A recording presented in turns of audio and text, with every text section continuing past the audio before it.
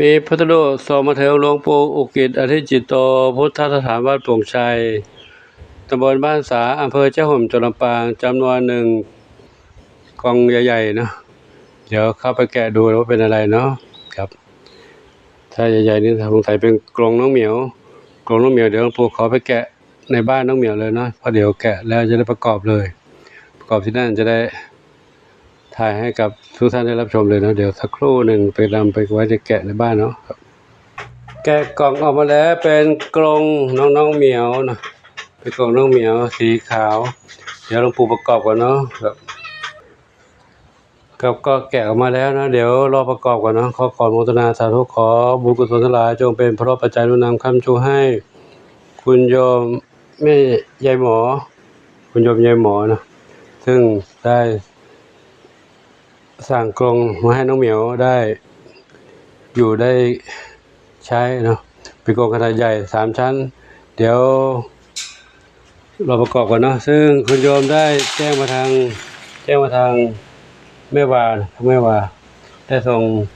ไลน์มาให้แล้วนะว่ามีส่งทางกรงขนาดใหญ่มาเนาะหนึ่งกรงนี่กำลังประกอบอยู่นะขออนุโมทนาสาธุ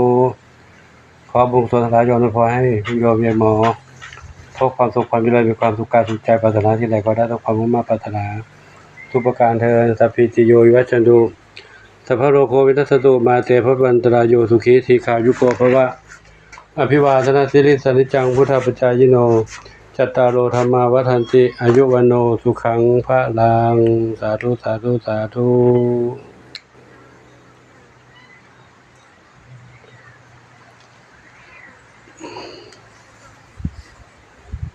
ซึ่งคุณโยมยายหมอได้ส่งของมาให้น้องเหมียวหลายรายการอยู่เนาะก็ขออนุโมทนาสาธุอายุวันโนสุขังพระลังเจ้าก็ประกอบเสร็จแล้วเนาะ เสร็จแล้วได้บ้านรวมชั้นล่างด้วยก็เป็น4 ชั้นชั้นล่างชั้น2ชั้น3ชั้น4คือการจะวางนั้นวางแนวนอนก็ได้นะแนวนอนก็ได้แนวตั้งก็ได้สมมติว่าแนวตั้งก็เหมาะดีพอมีเหมียวจะได้กระโดดขึ้นเล่นบนที่สูงตัวนู้นได้นะเดี๋ยวก็จะให้ชุดไหนอยู่ดีล่ะให้ชุดไหนอยู่ดีเนาะแล้วมุ้งก็สามารถสวมได้เนาะอันนี้เนาะถ้าท่านลองแนวตั้งไว้นี้แนวตั้งในนี้มุ้งก็สวมได้ส่วนบันไดนี้ก็ไม่เป็นไรนะไม่ได้ใช้หรอกถ้าเหมียวเขาขึ้นเก่งแล้วเหมียวตัวใหญ่แล้วนะอันนี้ก็ได้ให้น้องชุดนี้อยู่นี่เลยไหมลูกชุดนี้อยู่นี่ก็ได้นะเนี่ยชุดนี้นั่นเขาก็มีอยู่แล้วนะขนาดเท่ากันมั้งเนาะเท่ากันอยู่เดี๋ยวค่อยชุดไหนดีครับก็เดี๋ยวพิจารณาดูก่อนเนาะขออนุโมทนาสาธุสำหรับที่นี้